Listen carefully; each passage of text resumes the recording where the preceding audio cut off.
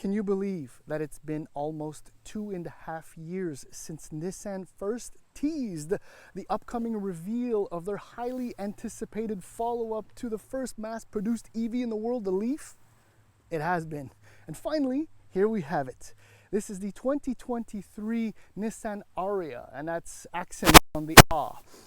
It is, as you can see, a large compact or small mid-size EV SUV, and my first impressions, because this is a first drive, are that it is exactly what Nissan does best, which is give you everything you absolutely need on average. And it really works, because Nissan has had some massive success selling cars like the Altima. Just job. But that's not the point right here. But this busy segment now already has the Volkswagen ID.4, the Ioniq 5, the Kia EV6, the Mustang Mach-E from Ford, and it's getting busier, and it's gonna get busier very quickly is what I'm trying to say. Now, I won't give you all the pricing details right now, but the base price is $52,998 for the with the smaller 63 kilowatt hour, and that's net battery. Already right there's a tiny bit of an issue, because there are vehicles with a really larger battery that are priced a little bit less and are rear-wheel drive as opposed to front-wheel drive, which for some premium aspects. What we're going to do in the following video, and if you have watched one or two, thank you so much, very much appreciated. We're going to discover together Nissan's new design language for EVs going forward. And we're going to take it for a drive. Now, it's only been a few minutes, but so far, like the design and the packaging, the drive has been perfectly average. And that's a good thing. I really mean that is a compliment. Anyhow, so here we go. Walk around, then a drive. All right, so a couple of things going forward. First of all, we're going old school because my audio equipment has completely failed. Therefore, we're hoping that the iPhone mic picks up everything I have to say. And two, well, as you can very well see, I probably should have shot this part of the video before we got to the lunch spot, which has gravel roads, as you can see. But you know what? It's kind of, I don't know, it kind of complements. It's an SUV, right? It's a rugged, no, forget about it. I didn't say anything. So look, we're just going to do the walk around of the new 23 Ariya. And for all intents and purposes, I think from this angle, it's where it looks best. I really have to say I like the light bar. It's not exactly novel. It's on a number of other SUVs. But, well, now it's dusty. But when it's clean, it's blacked out, which is kind of nice. And then obviously the entire thing lights up when you turn the lights on. As we continue to walk around, I mean, I love the dual shark fin antennas. It's very cool. Oh, and the spoiler is very neat too. That's standard too, so it's not an accessory or an add-on. And it's good looking. I mean, you know, nobody is going to be a real fan of those wheels, but they have an aerodynamic effect, I'm certain.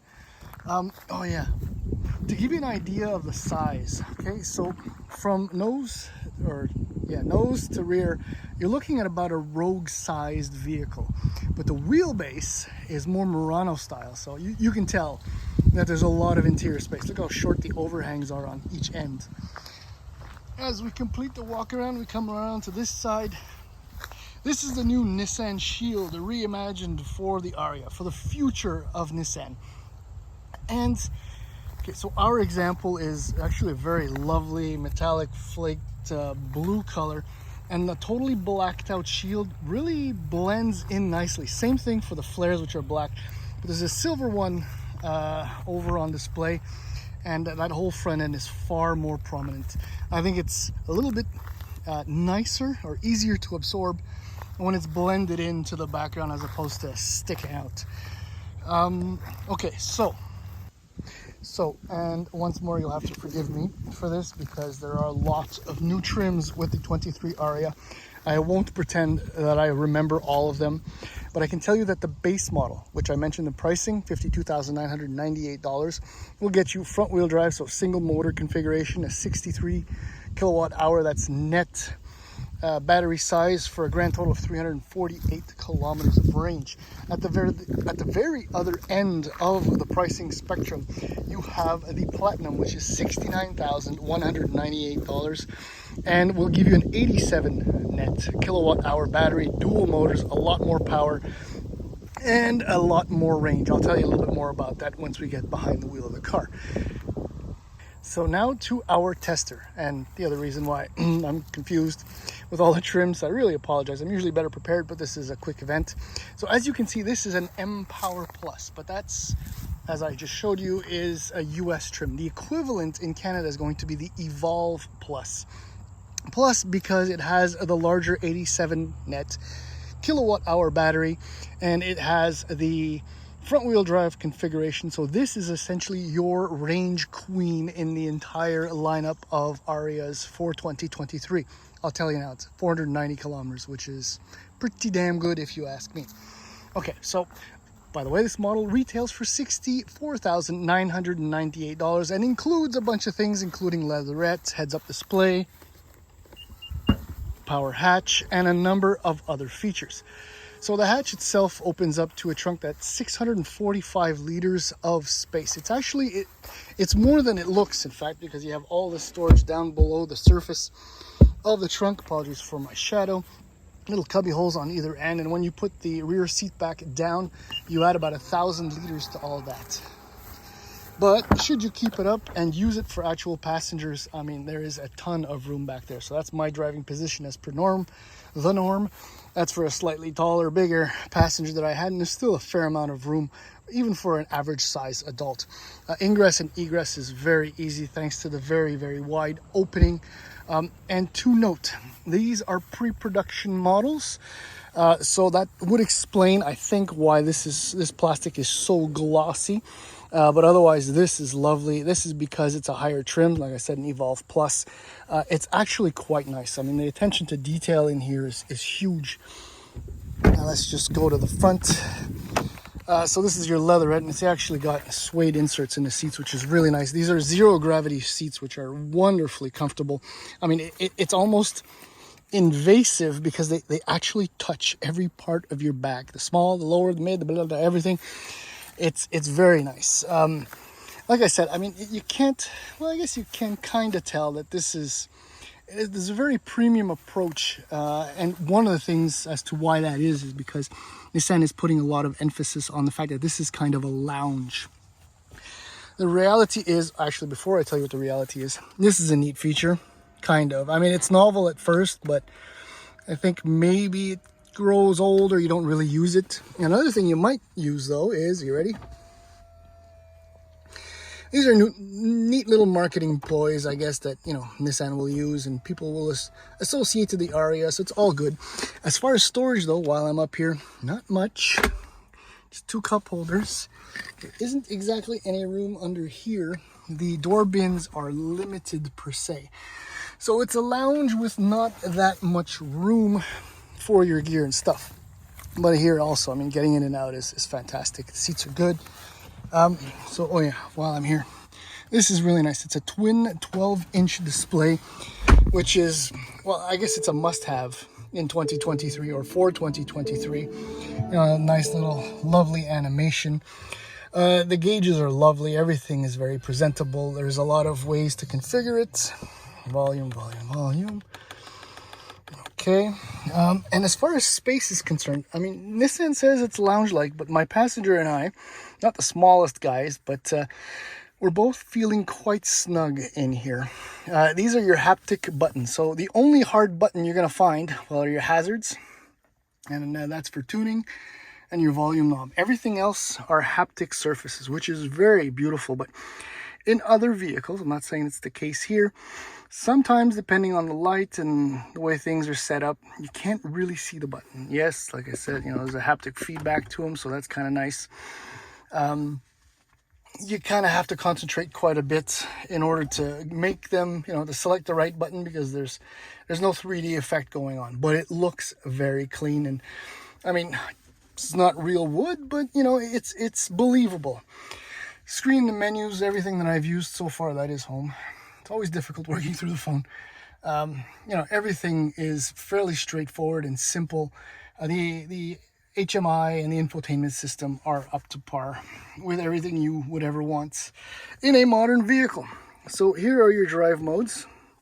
So I'll show them to you right here. Sport, Standard, and Eco. Then there's the E-step button. See in the, middle to the left. See, it lights up blue. So that's like an aggressive regen braking mode. And then when you toggle the shifter into drive, if you toggle once more, you get into B. So that's your max engine re-brake. Max engine re-braking. I know what I'm saying. Brake regen mode. I got this.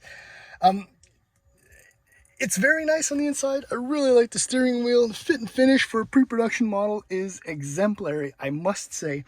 And the driving experience is actually really nice. So let's do that now. All right, so as I mentioned, this is an Evolve Plus large battery front wheel drive. So again, because of the two batteries, the two different motor configurations, there are multiple outputs. So for the base front wheel drive with the smaller battery, 214 horsepower, 221 pound-feet of torque. This version with the larger battery front wheel drive has 238 horsepower, 221 torques. When you add a second engine motor, with the smaller battery, horsepower goes up to 335. And then if you go with the large battery and all-wheel drive, you're up to 389 horsepower, and in both cases, well into the 400 pound-feet of torque for both. But this version, which will probably be this configuration, I should say, which will probably be very popular in the US, won't be, assumingly not the highest take rate, because in Canada we love our all-wheel drive, so that means minimum 335 horsepower for you and me. Okay, sorry about that. Okay, so driving the Ariya has turned out to be, well, there's only one piece of bad news, and I guess I can start with that right now. I showed you the drive modes and the E-step regen braking setup. Essentially, why it's not called E-pedal like in the Leaf, well, is because there's no one-pedal driving offered in this vehicle, like the Leaf. And apparently, according to Nissan, this is what consumers wanted. I'm confused about that, because one of the best features in an EV is one-pedal drive. But what do I know? Anyhow, so right now I'm in D, I'm in Eco drive mode, so I'm in E-step as well. So I'm being very green, driving speed limit, and range so far seems very believable at 490, because we haven't been very kind to it, let's say. And 45 kilometers, 45% left, and the range is still around 200 kilometers. So I think 490 is a very believable number in these ideal driving conditions, as always.